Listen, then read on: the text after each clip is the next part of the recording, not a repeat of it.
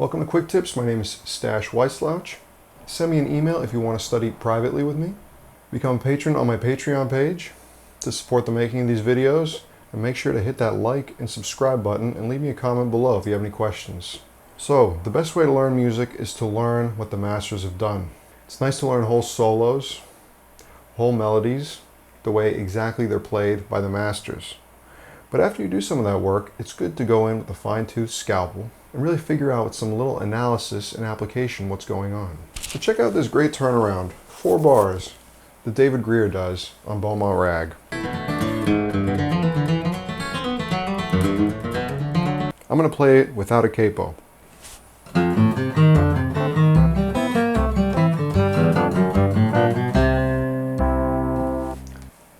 Whole bunch of cute licks.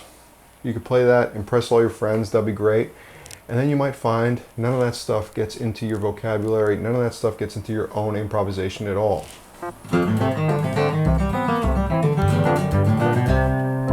So what's a way to start getting into it? Well, the first thing is to analyze as many microscopic fragments of these 4 bars as you can, and then apply them to other situations that are not the Beaumont rag. So let's begin. Bar 1. Analyze it, particularly what's happening on beat 1, and then in relation to the chord. So it's an F chord. And what's going on? We're going up an arpeggio, F, A, C, E flat, and then it scales down to the 5th again. 1, 3, 5, 7, going down to the 5th. That's a great structure, it's a great shape. You should learn how to use that in different situations. So you can go to Big Iota, nice fiddle tune. Treat every single chord on the B part as a 7 chord.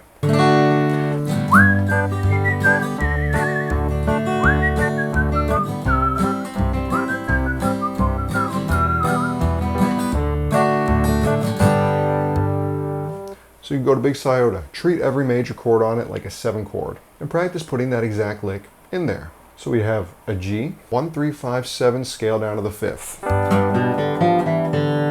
To a D, 1, 3, 5, 7, scale down to the 5th. A D again, just play it again. To a C.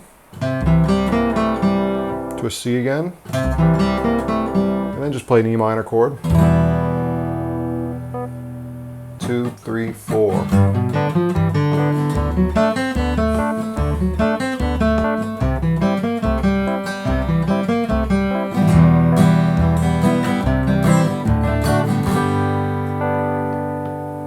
Now you have a little etude based on bar 1 of that Grier turnaround. Let's look at bar 2. What's happening on beat 1? We're landing on an E. We're going up E, G, B. Hey, that's nice. It's an E minor chord against the C. Gives you this nice C major 7 flavor. I want to practice that and integrate it. There's 2 pickup notes, a chromatic approach to that bottom note, the E. That's it. That's a nice little fragment that sounds great against the C chord. 1, 2, 3. Now we're going to practice that on a different tune. Let's take St. Anne's Reel. Just the A part.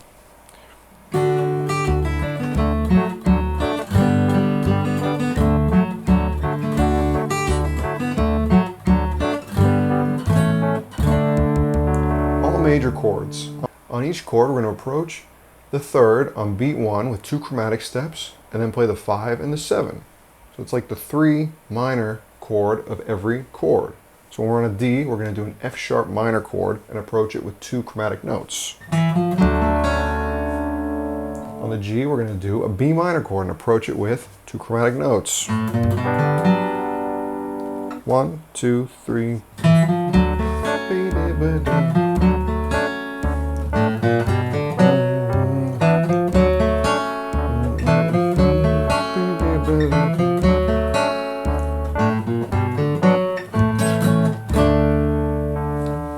Let's look at bar 3. And then we land on bar 4 there. What's going on there? Classic guitar vocabulary, but we want to get inside of it more. If you look at beat 3, we're just approaching a G. with 3 steps below chromatically. And if you look at beat 1 of bar 4, we're just going to be approaching the root chromatically from 3 steps below.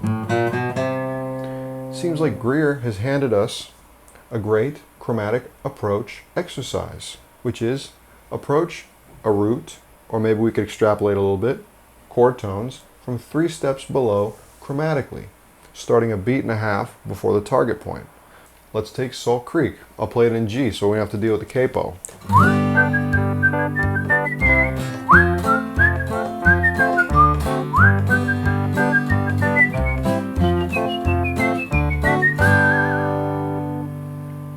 On each chord change, I want to land on a root and approach each of these roots with 3 chromatic steps from below. Dum, da, da, da.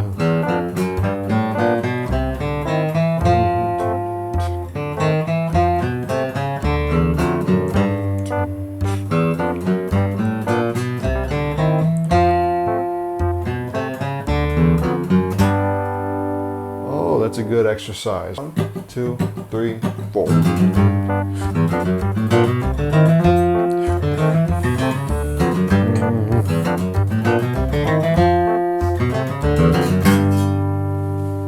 Interesting.